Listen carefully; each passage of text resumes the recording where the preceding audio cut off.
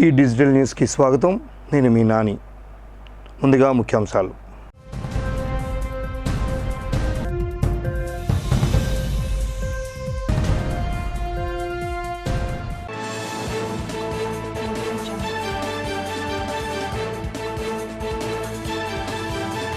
ప్రతి ఒక్కరూ రహదారి భద్రతా నియమాలు పాటించి ప్రమాదాల నివారణకు కృషి చేయాలని పిలుపునిచ్చిన Visakha joint collector K S Viswanathan.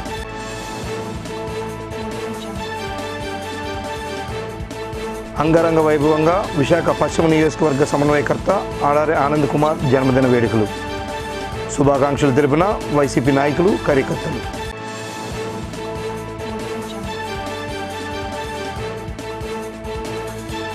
Andhra university vice ఛాన్సలర్గా పదవి బాధ్యతలు చేపట్టిన డాక్టర్ పివిజిడి ప్రసాద్ రెడ్డి. అభినందనలు తెలిపిన వర్సిటీ సిబ్బంది, విద్యార్థులు.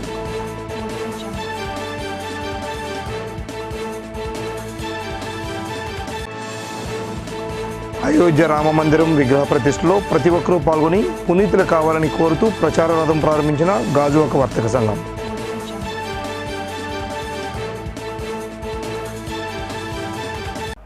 ఇక వివరాల్లోకి వెళితే, ప్రతి ఒక్కరూ రహదారి భద్రతా నియమాలు తప్పక పాటించి రోడ్డు ప్రమాదాల నివారణకు తమ వంతు కృషి చేయాలని జాయింట్ కలెక్టర్ కెఎస్ విశ్వనాథన్ పేర్కొన్నారు.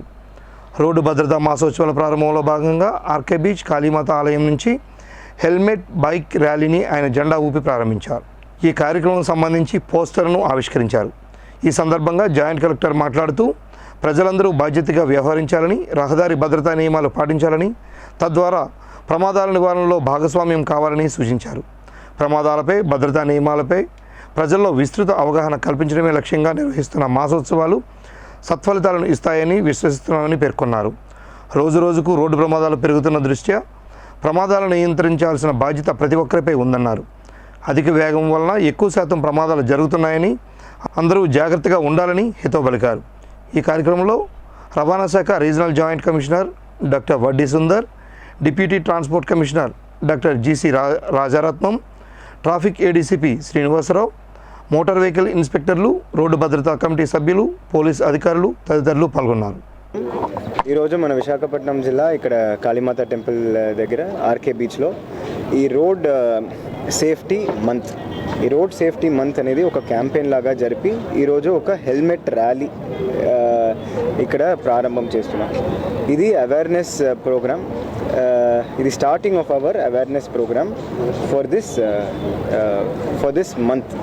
బట్ ఇది అవేర్నెస్ అనేది మేము కంటిన్యూస్గా ఈ రోడ్ సేఫ్టీ కోసం కంటిన్యూస్గా మనం వేరు ఫోరంలో కంటిన్యూస్గా చేస్తూనే ఉండాలి. ఎందుకంటే మనకి నియర్లీ 1.5 to 1.6 lakh పీపుల్ మన దేశంలో ఒక సంవత్సరంలో ఈ యాక్సిడెంట్స్ వల్ల చనిపోతున్నారు. So it is a very avoidable death. So దీనికి ఒక 3 అంశాలు ఉన్నాయి. ఒకటి ఇన్ఫ్రాస్ట్రక్చర్ని ఎట్లా ఇంప్రూవ్ చేయాలి, సో ఏం చేస్తే మనకి యాక్సిడెంట్స్ అనేది తగ్గగలుగుతాము. సో ఇది బ్లైండ్ స్పాట్స్గా ఉండొచ్చు, మనకి రోడ్స్ కొంచెం సరిగా ప్రాబ్లం ఉండొచ్చు, ఒక ఏరియాలో ఎన్క్రోచ్మెంట్స్ ఏదైనా ఉండొచ్చు. ఇవి అని రోడ్ సేఫ్టీ మీటింగ్స్లో కంటిన్యూస్గా మాట్లాడి అది ఇంప్రూవ్ చేయడానికి అవి ఒక అంశం, చాలా ముఖ్యమైన అంశం. దీంతోపాటు మనకి అవేర్నెస్ అనేది ఈరోజు ఈ బైక్ ర్యాలీతో పాటు మనకి ఈ నెల పూర్తిగా మనం కంటిన్యూస్గా వేరు ప్రోగ్రామ్స్ చేసి అవేర్నెస్ అనేది ఇంప్రూవ్ చేస్తాం. బట్ ఇది కంటిన్యూస్గా మేము చేయడం అనేది మా బాధ్యత. Third thing and most important is enforcement. So ఈ 3 చేస్తే మనకి ఫైనల్గా ఎన్ఫోర్స్మెంట్ చేస్తేనే మనకి ఎవరెవరు రూల్స్ని ఫ్లౌట్ చేస్తున్నారు, ఎవరెవరు రూల్స్ పాటించకపోవడం వల్ల మనకి అన్ఫార్చునేట్ ఇన్సిడెంట్స్ జరుగుతాయో, సో అది జరగకుండా మనం ముందే ఆపడానికి బాగా మంచి ఎన్ఫోర్స్మెంట్ అనేది మనం చేస్తున్నాం, ఇంకా ఇంప్రూవ్ చేస్తాం. ఈ 3 ఫోకస్ చేసి I'm hoping that year on year మన నంబర్ ఆఫ్ యాక్సిడెంట్స్ అనేది తగ్గాలి, year on year number of fatalities కూడా తగ్గాలి. సో అదే మా ఉద్దేశం. సో ఐ హోప్ అందరూ రూల్స్ని పాటిస్తారు, రూల్స్ అర్థం చేసుకొని పాటిస్తారు. Thank you very much. గెడ్డల ద్వారా సముద్రంలో చేరుతున్న మురుగునీరు, ఘన వ్యర్థ పదార్థాలు మరియు హానికర రసాయనాల వలన తీరానికి భారీగా నష్టం చేకూరుస్తున్నాయని బీజేపీ ఆధ్వర్యంలో సాగరఘోష కార్యక్రమం నిర్వహించారు. జాలరి ఎండాడ నుండి జీవీఎంసీ కార్యాలయం వరకు పాదయాత్రగా వెళ్లి జీవీఎంసీ కమిషనర్ను కలిసి వినతిపత్రం అందజేశారు. ఈ కార్యక్రమానికి ముఖ్య అతిథులుగా రాజ్యసభ సభ్యులు జీవీఎల్ నరసింహారావు, బీజేపీ విశాఖ పార్లమెంట్ జిల్లా అధ్యక్షులు మేడపాటి రవీంద్ర హాజరయ్యారు. ఈ సందర్భంగా జీవీఎల్ నరసింహారావు మాట్లాడుతూ విశాఖ సాగర తీరం ప్రతి సంవత్సరం లక్షలాది దేశ విదేశీ పర్యాటకులను ఆకర్షిస్తుందని, ఇటువంటి విశిష్టత ప్రాముఖ్యత కలిగిన సాగర తీరం గెడ్డల ద్వారా మురుగునీరు ఘన వ్యర్థాల వలన భయంకరమైన మురికి కూపంలా మారి ప్రజలకు నగరానికి విచ్చేసే పర్యాటకులకు తీవ్ర అసౌకర్యాన్ని కలుగజేస్తుందని తెలిపారు. ఇటువంటి పరిస్థితుల వలన సముద్ర జీవాలకు, మత్స్య సంపదకు, మత్స్యకారులకు తీవ్రమైన నష్టం వాటిల్లుతుందని, అదేవిధంగా తీర ప్రాంతాల్లో నివసిస్తూ సముద్రాన్ని జీవనాధారంగా చేసుకున్న మత్స్యకార ప్రజలు అనారోగ్యానికి గురవడమే కాక ఆర్థికంగా కూడా నష్టపోతున్నారని అన్నారు. ఈ కార్యక్రమంలో బీజేపీ మహిళా మోర్చా జిల్లా అధ్యక్షురాలు ఉమ్మడి సుజాతారాజ్, మత్స్యకార సంక్షేమ సమితి నాయకులు ఉమ్మడి మహేష్ మరియు అధిక సంఖ్యలో మత్స్యకారులు పాల్గొన్నారు.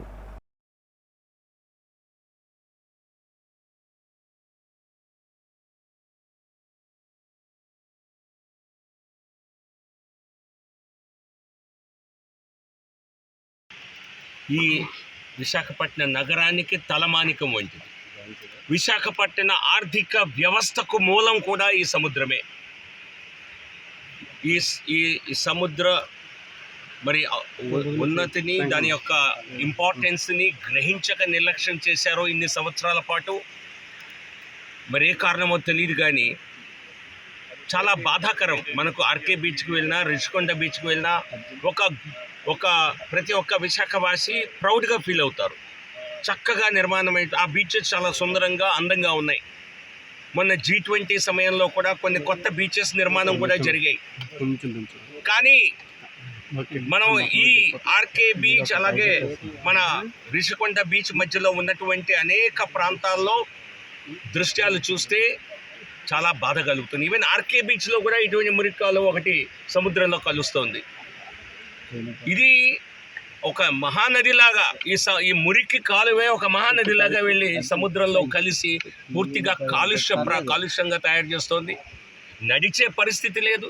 ఇక్కడ శాండ్ చూస్తే మీకు గోవాను తలదన్నేటువంటి బీచ్ మీకు మొత్తం ఆర్కే బీచ్ నుంచి రిషికొండ వరకు కంటిన్యూస్గా నిర్మించవచ్చు, అభివృద్ధి చేయొచ్చు, పర్యాటక రంగాన్ని 10 రెట్లు పెంచవచ్చు. కానీ అటువంటి ఆలోచన ఇక్కడ స్థానిక ప్రభుత్వానికి, రాష్ట్ర ప్రభుత్వానికి లేకపోవటం శోచనీయం. మరొక పక్క నేను అనేక సందర్భాల్లో ఈ ప్రశ్నలు కూడా పార్లమెంట్లో అడగటం జరిగింది. కొన్ని విషయాలు చెప్తాను. మన తీర ప్రాంతం విశాఖపట్నానికి ఉన్నటువంటి కోస్ట్ లైన్ 17.4 కిలోమీటర్లు. అది 30 సంవత్సరాల వ్యవధిలో 3.4 కిలోమీటర్లు కుదించుకుపోయింది. పొల్యూషన్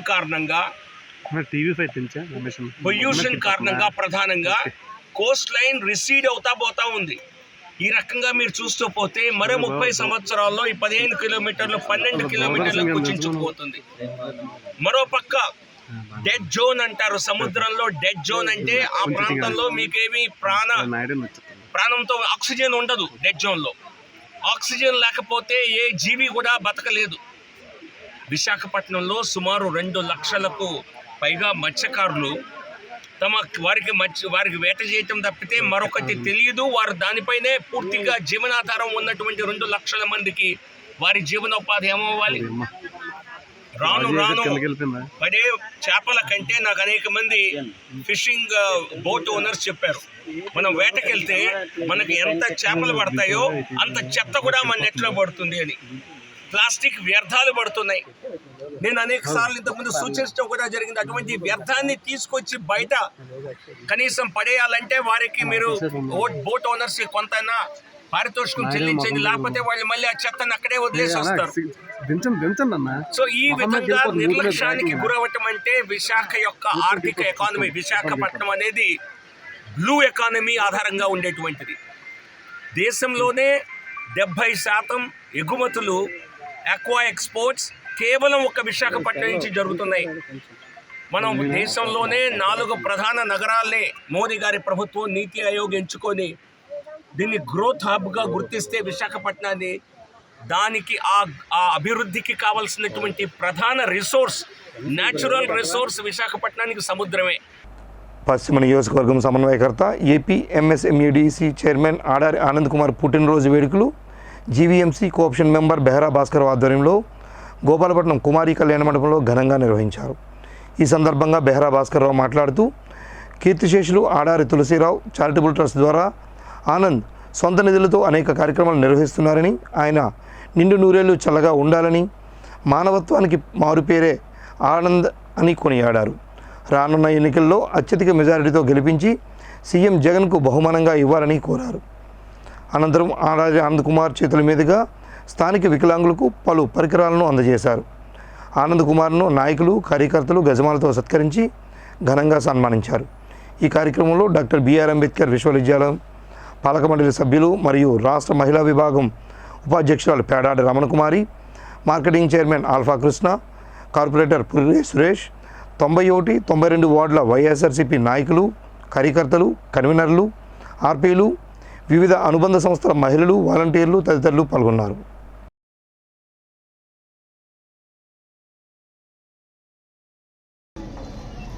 ప్రతి వార్డులోని బ్రహ్మాండంగా ఈరోజు ఈ బర్త్డే సందర్భంగా నన్ను పిలవడం, అందరూ నన్ను దీవించడం, ఎప్పుడో ఏదో జనంలో మీ అందరికీ నేను రుణపడి ఉన్నాను. లేకపోతే ఇంత ఆదరణ, ఇంత ప్రేమ మీ దగ్గర నుంచి రావడం అన్నది నిజంగా నా అదృష్టం. తప్పకుండా నా జీవితకాలం ఎప్పుడూ కూడా మీ అందరికీ రుణపడి ఉంటానని ఈ సందర్భంగా తెలియజేస్తున్నాను. రాష్ట్రంలో ప్రతి మారుమూల గ్రామం సైతం మౌలిక సదుపాయాలు కల్పించడమే ముఖ్యమంత్రి జగన్మోహన్ రెడ్డి ధ్యేయమని డిప్యూటీ సీఎం బూడి ముత్యాల నాయుడు అన్నారు. అనకాపల్లి జిల్లా చిడికాడ మండలం అప్పలరాజపురం గ్రామంలో గడప గడపకు మన ప్రభుత్వం కార్యక్రమంలో మంత్రి బూడి ముత్యాల నాయుడు నిర్వహించారు. ముందుగా గ్రామంలో ఏర్పాటు చేసిన దివంగత నేత స్వర్గీయ రాజశేఖర రెడ్డి విగ్రహాన్ని ముత్యాల నాయుడు ఆవిష్కరించారు. అనంతరం గ్రామంలో ఇంటింటికి తిరిగి వైసీపీ ప్రభుత్వం ప్రవేశపెట్టిన సంక్షేమ పథకాలు అమలు తీరుపై లబ్ధిదారులను అడిగి తెలుసుకున్నారు. స్థానిక సమస్యలను వెంటనే పరిష్కరించాలని సంబంధిత అధికారులను మంత్రి బూడి ఆదేశించారు. అనంతరం 3,50,00,000తో నిర్మించిన వివిధ అభివృద్ధి పనులకు డిప్యూటీ సీఎం బూడి ముత్యాల నాయుడు ప్రారంభించారు.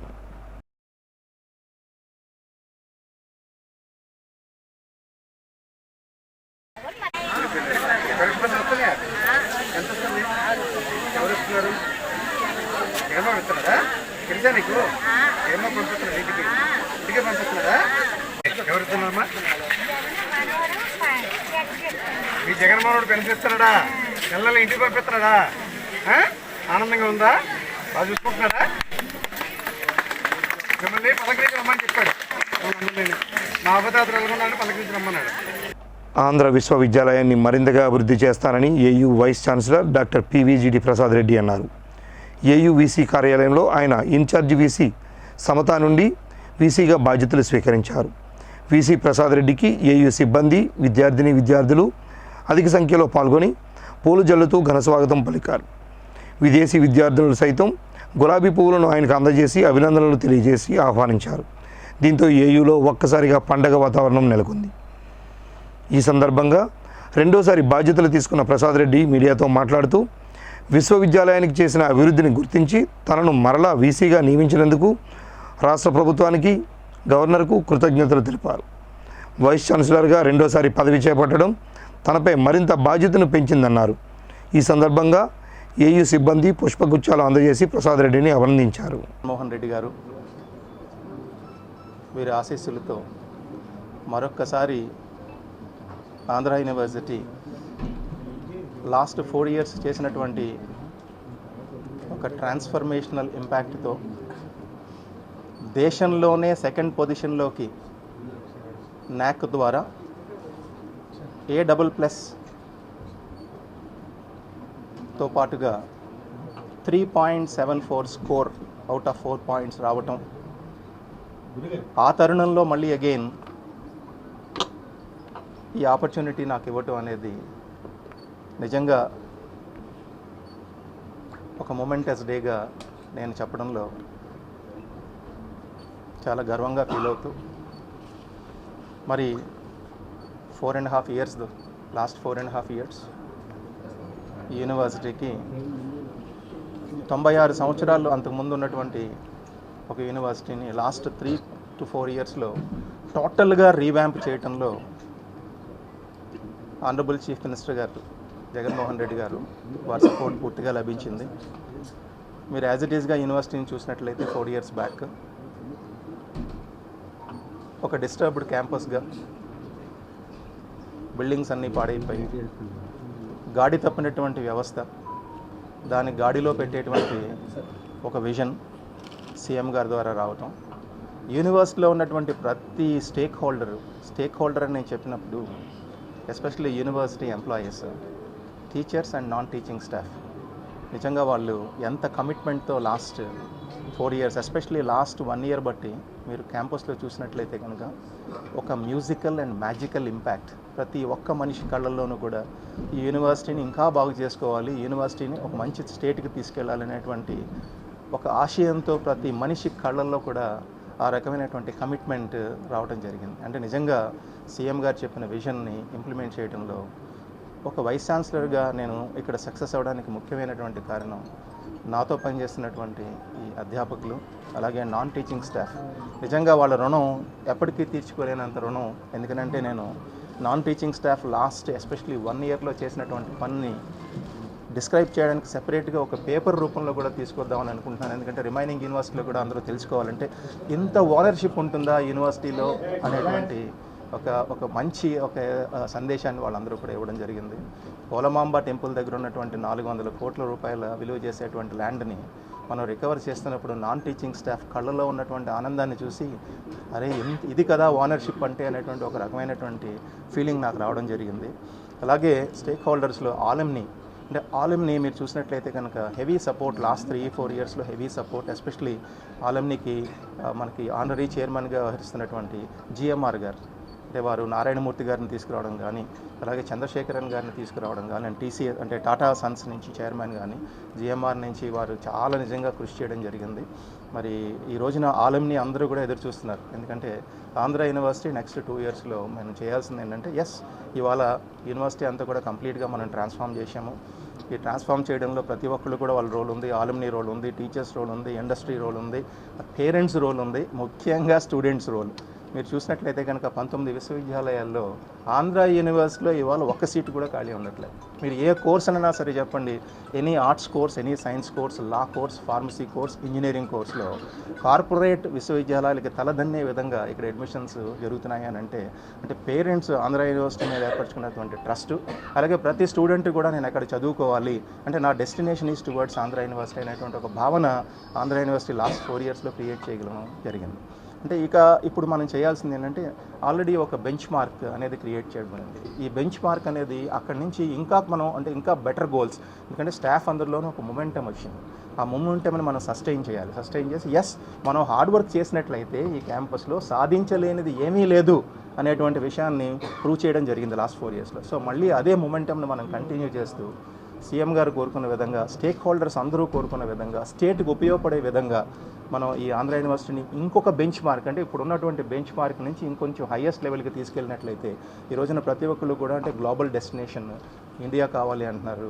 మరి ప్రపంచంలో ఉన్నటువంటి ప్రతి దేశం కూడా భారతదేశం వైపు చూడాలి విద్య కోసం అనేటువంటి ఒక ఆశయంతో ఈవెన్ మన ప్రైమ్ మినిస్టర్ నరేంద్ర మోడీ గారు అమృత్ కాల్ అని వారు కూడా దీన్ని డిఫైన్ చేయడం జరిగింది. ఈ అమృత్ కాల్లో ఎస్పెషల్లీ ఆంధ్ర యూనివర్సిటీకి కూడా అమృత్ కాల్ నెక్స్ట్ 2 years, ఎందుకంటే సెంటనరీ వైపు వెళ్తున్నాం కాబట్టి ఒక గ్లోబల్ డెస్టినేషన్ ఫర్ ఎడ్యుకేషన్ ఇండియాగా జరగాలి అంటే 100 సంవత్సరాలకు దగ్గరలో వెళ్తున్నటువంటి ఆంధ్ర యూనివర్సిటీకి డెఫినెట్గా అవకాశం ఉంది. ఎందుకంటే మన అందరం నిజంగా అంటే మీడియా కూడా చాలా బాగా సపోర్ట్ చేశారు. 3.74 వచ్చినప్పుడు మీడియా మిత్రులు అందరూ కూడా వాళ్ళు అంటే హెవీగా పబ్లిసిటీ ఇవ్వడం జరిగింది. ఆ పబ్లిసిటీ ఎందుకంటే వాళ్ళు ఫీల్ అయ్యారు, మేము ఇక్కడ చదువుకున్నాము, మా ఆంధ్ర యూనివర్సిటీ అనేది ఇండియాలో నెంబర్ 2లోకి వెళ్ళింది. 2030 వరకు అంటే 7 సంవత్సరాల వరకు కూడా ఆంధ్ర యూనివర్సిటీ పొజిషన్ నెంబర్ 2. ఎందుకంటే NAAC అక్రిడిటేషన్ అనేది క్వాలిటేటివ్ అక్రిడిటేషన్. క్వాలిటీ అంటే వాళ్ళు వచ్చి ఇన్స్పెక్ట్ చేసేటువంటి అక్రిడిటేషన్. NIRF అటువంటిది కాదు. NIRF కేవలం డేటా డ్రివెన్ అక్రిడిటేషన్, ఆ ఇయర్కే సంబంధిస్తుంది. అది only relative for that year మాత్రమే. వెరాజ్ NAAC అనేది నెక్స్ట్ 7 years. అంటే ఈ 3.74 ద్వారా మనకు రాబోయేటువంటి ఒక మంచి అవకాశాలు ఏంటి అంటే నెంబర్ 1, ఈ యూనివర్సిటీ నుంచి ఒక మంచి ప్రాజెక్ట్ ఎవరు పెట్టినా వెంటనే శాంక్షన్ అవుతుంది. అంగన్వాడీ కార్యకర్తలు చేస్తున్న ఆందోళనకు మద్దతుగా పాతగాజువాక కూడలి నుంచి కొత్తగాజువాక వరకు CITU, AITC కార్మిక సంఘాల ఆధ్వర్యంలో భారీ నిరసన ర్యాలీ చేపట్టారు. ఈ సందర్భంగా CITU నాయకులు రాంబాబు మాట్లాడుతూ అంగన్వాడీ కార్యకర్తల సమస్యలను పరిష్కరించడంలో రాష్ట్ర ప్రభుత్వం విఫలమైందని అన్నారు. అంగన్వాడీల సమస్యలను రాష్ట్ర ప్రభుత్వం పరిష్కరించకపోతే రాబోయే రోజుల్లో తీవ్ర పరిణామాలు ఎదుర్కోవాల్సి వస్తుందని హెచ్చరించారు. వచ్చే ఎన్నికల్లో తగిన గుణపాఠం చెబుతామన్నారు. నిరసనలో అంగన్వాడీ కార్యకర్తలు, వామపక్ష కార్మిక సంఘాల నాయకులు పాల్గొన్నారు. రోజు నుంచి అంగన్వాడీ టీచర్లు ఆయాలు చేపట్టారు, సమ్మె చేశారు. ఈ సమ్మెకు కారణం ఏంటంటే జగన్మోహన్ రెడ్డి అధికారం రాకముందు పాదయాత్రలో మీకు పర్మనెంట్ చేస్తాం, రిటైర్మెంట్ ఇస్తాం, అలాగే భౌతిక గుర్తిస్తాం, మీకు ఎటువంటి ఏదైనా ప్రమాదం జరిగినా చనిపోయినా నష్టపరిస్తామని ఆ రోజు హామీ ఇవ్వడం జరిగింది. ఈ రోజు ముఖ్యమంత్రి అయ్యి 4.5 సంవత్సరాలు అవుతుంది. ఈ హామీ అమలు చేయాలని అంగన్వాడీ టీచర్లు సమ్మె చేస్తున్నారు. ముఖ్యంగా అంగన్వాడీ టీచర్లు వానలో గాని ప్రాంతాల్లో గాని ప్రతి పని వాళ్ళే చేస్తున్నారు. వాళ్ళకి ఈ మధ్యకాలంలోనే సచివాలయ సిబ్బందిని ఉద్యోగం గుర్తించారు. వాళ్ళకి 26,000, 30,000, 40,000 ఇస్తారు. అంగన్వాడీ టీచర్లు 40 గంటలు పనిచేస్తున్నారు. ఏ పాపం చేశారని జగన్మోహన్ రెడ్డి అడుగుతున్నాం. అదేవిధంగా వాటి దృష్టినా, వాటి హక్కైనా, అలాగే రేషన్ కార్డు అయినా, వికలాంగులైనా ఏ సమస్య అయినా వాళ్ళు సరి చేసి వాళ్ళలో ఎవరు ఎలా ఉన్నారు, వాళ్ళ జన పరిస్థితి ఏంటి, వాళ్ళ ఆర్థిక పరిస్థితి ఏంటి, వాళ్ళ సామాజిక పరిస్థితి ఏంటి అన్ని సరి చేసి ప్రభుత్వానికి లెక్కలు ఇచ్చి ధ్యానిస్తున్నారు. అలాంటి అంగన్వాడీ టీచర్ని ఈ రోజు ఇలాగ నిర్బంధించారు అన్నారు. అదేవిధంగా శిశు సంక్షేమ శాఖ ఈ రోజు పిల్లల్ని అలాగే వాళ్ళ పిల్లలు పెద్దయిన తర్వాత కోతలు, గుడ్లు, పప్పు, ఉప్పు ఇవన్నీ కూడా పిల్లల భవిష్యత్తు దేశానికి ఉపయోగపడేలాగా పని చేయాలంటే అంగన్వాడీ టీచర్లు పనిచేస్తారు. ఈ రోజు మన రాష్ట్రంలో గానీ మన దేశంలో గానీ శిశు మరణాలు ఎక్కువగా ఉన్నాయి. అలాగే శిశువులు కూడా అంగవైకల్యంగా ఉన్నాయి. ఇలాంటి అన్ని కూడా రూపుమాపాలంటే అంగన్వాడీ టీచర్లకు జీతాలు ఇవ్వాలి. అలాగే ఏదైతే శిశువులు ఉన్నారో ఎవరి పిల్లలు కూడా భవిష్యత్తులో అభివృద్ధి అవ్వాలంటే అంగన్వాడీ టీచర్కి జీతాలు పెంచి మన దేశానికి పేరుగైన మూలపురుగైన ఈ అంగన్వాడీ టీచర్ని అలాగే శిశు సంక్షేమ కానీ అలాగే వైద్యాల శాఖ కానీ ఇన్ని రేట్లుగా ఆలోచించి ఏది అంగన్వాడీ సమస్యలు ఉన్నాయో ప్రత్యేకంగా వాళ్ళకి ఉద్యోగం గుర్తించాలి. సమాన వేతనం ఇవ్వాలి. సుప్రీంకోర్టు తీర్పు 26,000 డిమాండ్ ని అమలు చేయాలని, ఈ డిమాండ్ అమలు చేయకపోతే భవిష్యత్తులో మొత్తం అన్ని ప్రజా సంఘాలు, కార్మిక సంఘాలు ఆందోళన తెలియజేస్తామని ఈ సమయంలో తెలియజేస్తారు. యావత్ ప్రపంచం ఎదురు చూస్తున్న అయోధ్య రామ మందిరంలో బలరాముని విగ్రహ ప్రతిష్ఠా కార్యక్రమం ఈ నెల 22న జరుగుతున్న నేపథ్యంలో ఆ మహత్ కార్యక్రమంలో అందరూ పాల్గొని పునీతులు కావాలని కోరుతూ గాజువాకలో వర్తకులు విశేష ప్రచారం నిర్వహించారు. ప్రచార రథాన్ని వర్తక సంఘం ఆధ్వర్యంలో కొత్త గాజువాక మార్కెట్ కూడల వద్ద ప్రారంభించారు. భక్తులకు స్వామివారి అక్షతలను పంచిపెట్టారు. దీనిలో భాగంగా 22వ తేదీ ఉదయం 6 గంటల నుంచి మరుసటి రోజు ఉదయం 6 గంటల వరకు నిర్విరామ అఖండ భజనా కార్యక్రమాన్ని ఏర్పాటు చేశామన్నారు. గాజువాక పట్టణ ప్రజానికానికి తెలిసేలా పెద్ద ఎత్తున ప్రచారం చేస్తున్నట్లు తెలిపారు. అయోధ్య విశిష్టత, విగ్రహ ప్రతిష్టాపన కార్యక్రమ వివరాలతో కూడిన కరపత్రాలను పంపిణీ చేశారు. కొల్లా గుప్తా అధ్యక్షతన జరిగిన కార్యక్రమంలో సంఘం అధ్యక్షుడు పిపిఎస్ నాగేశ్వరరావు, తోపుడుబల్ల వర్తకుల సంఘం అధ్యక్షుడు పప్పు అప్పారావు, నంబూరి జగన్నాథరావు, పూసర్ల వెంకటేష్, ఉడా రాజా తదితరులు పాల్గొన్నారు.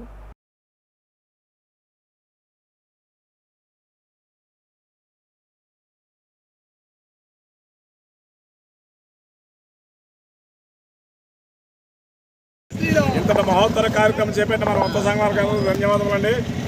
అలాగే మన తోపుడుబళ్ళు సంఘం వారు, అదే కూరగాయల సంఘం వారు అందరూ వచ్చారు, సంతోషం అండి. దీన్ని ఈ విధంగా ముందుకు తీసుకెళ్తూ ఇంకా గాజువాక పుర ప్రజలందరూ వచ్చి మన గాజువాక జంక్షన్లో కొత్త గాజువాక జంక్షన్కి వచ్చి ఈ కార్యక్రమం జయప్రదం చేయవలసిగా కోరుతున్నాం. ఉదయం 6 గంటల నుంచి మర్నాడు ఉదయం 6 గంటల దాకా జరుగుతుంది కాబట్టి దీన్ని ఎంతమంది పాల్గొన్నా అంతమందికి అవకాశం ఉంది కాబట్టి అందులో అన్ని సంఘాల వాళ్ళు, అన్ని ప్రజలు వచ్చి దీన్ని జయప్రదం చేయవలసిగా కోరుతున్నాం. పిల్లరా, ఈరోజు గాజువాక వర్తక సంఘం తీసుకున్న నిర్ణయానికి మా తోపుడుబళ్ళు సంఘం తరఫున ధన్యవాదాలు తెలియజేస్తున్నాం. ఇటువంటి కార్యక్రమం ఎవరో కూడా ముందుగా వచ్చి ఆ కార్యక్రమాన్ని జయప్రదం చేస్తారని చెప్పేసి అనేక సంఘాలని కొత్త సంఘం కలవడం జరిగింది. అందులో భాగంగానే మమ్మల్ని కూడా మా సంఘాన్ని కూడా కలవడం జరిగింది. ఈరోజు రేపు 22వ తారీఖున ప్రపంచవ్యాప్తంగా జరిగే పండుగ ఏదన్నా ఉన్నదంటే శ్రీరాముల వారి పండుగ. మనం చిన్నప్పుడు చూసేవాళ్ళము. జీవీఎంసీ 40వ వార్డులో పుట్టినరోజు వేడుకలు అంగరంగ వైభవంగా జరిగాయి. 40వ ward corporator Gundapu Nageswararao, YCP trade union Uttarandhra in-charge Kalidindi Badrinath ముఖ్య అతిథులుగా హాజరై ఆడారి ఆనంద్ కుమార్ జన్మదిన వేడుకలు నిర్వహించారు. అనంతరం బర్త్డే కేక్ను కట్ చేశారు. ఈ సందర్భంగా గుండపు నాగేశ్వరరావు మాట్లాడుతూ ఆడారి ఆనంద్ కుమార్ ఇటువంటి జన్మదినాలు మరెన్నో జరుపుకోవాలని, ఆ భగవంతుడు ఆయనకు ఆయుర ఆరోగ్యాలు అందించాలని కోరుకుంటూ రాజకీయంగా ఆయన ఎన్నో ఉన్నత పదవుల్లో ప్రజలకు సేవ చేయాలని కోరుకుంటున్నట్లు తెలిపారు. ఈ కార్యక్రమంలో వార్డు నాయకులు, కార్యకర్తలు పాల్గొన్నారు.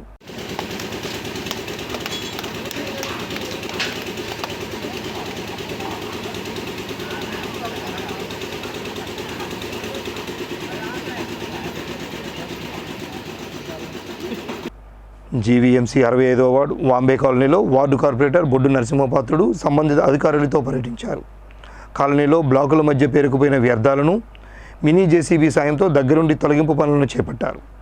బ్లాకుల మధ్య పందుల స్వైర విహారం దుర్గంధం నెలకొవడంతో అన్ని బ్లాకుల వద్ద శుభ్రతా పనులు నిర్వహించారు. ప్రత్యేక నిధులతో కాలనీని తీర్చిదిద్దుతున్నట్లు తెలిపారు. పూడిక తొలగించి నివాసుల వాడుక నీరు గొట్టాల నుంచి ప్రధాన డ్రైనేజీకి వెళ్లేలా చర్యలు చేపట్టారు. పరిసరాలు అధ్వాన్నంగా ఉండడం వలన ప్రజలు రోగాల బారిన పడుతున్నారని, కాలనీ ప్రజల్లో చైతన్యం వచ్చినప్పుడే అభివృద్ధి సాధ్యపడుతుందని అన్నారు. వాడుక నీరు పోయే మార్గం బాగోలేకపోతే అనేక సమస్యలు వస్తాయని వివరించారు. ప్రజలు తమ తమ బ్లాకులను శుభ్రంగా ఉంచుకోవాలని సూచించారు. కార్యక్రమంలో కాలనీ ప్రతినిధులు, జోనల్ ప్రజారోగ్య సిబ్బంది పాల్గొన్నారు.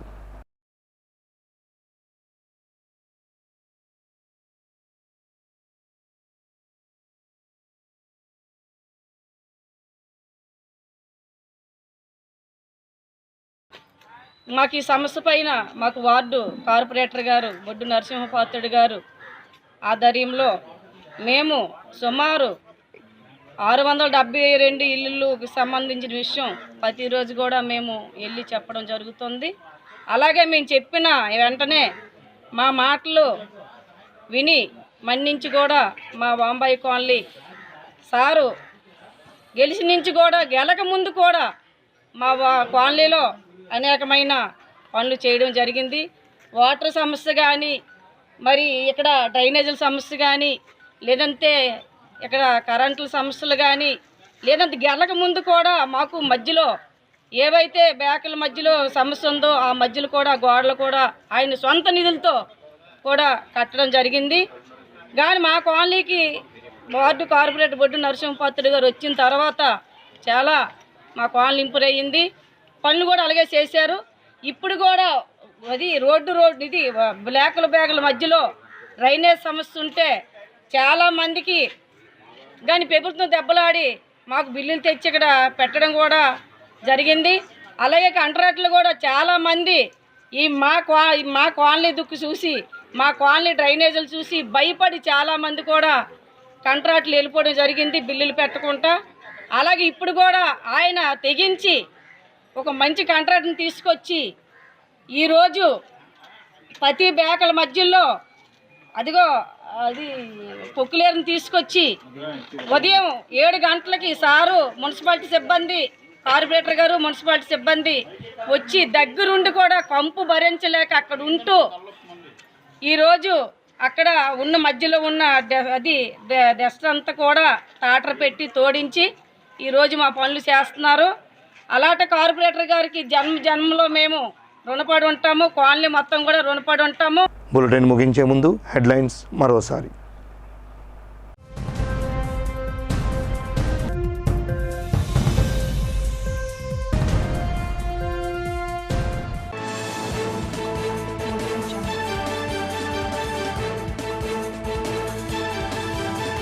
ప్రతి ఒక్కరూ రహదారి భద్రతా నియమాలు పాటించి ప్రమాదాల నివారణకు కృషి చేయాలని పిలుపునిచ్చిన Visakha joint collector K S Viswanathan.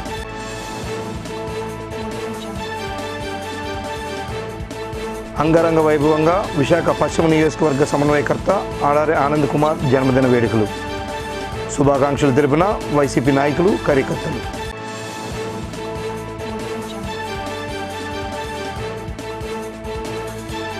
Andhra university vice ఛాన్సలర్గా పదవి బాధ్యతలు చేపట్టిన డాక్టర్ పివిజిడి ప్రసాద్ రెడ్డి. అభినందనలు తెలిపిన వర్సిటీ సిబ్బంది, విద్యార్థులు.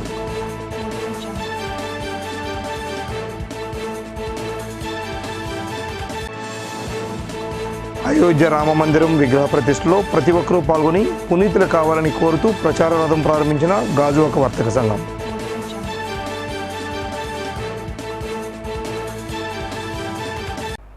ఇవి బులెటిన్ అప్డేట్స్. మరిన్ని వార్తా విశేషాలతో మళ్ళీ కలుద్దాం. అంతవరకు సెలవు. నమస్కారం.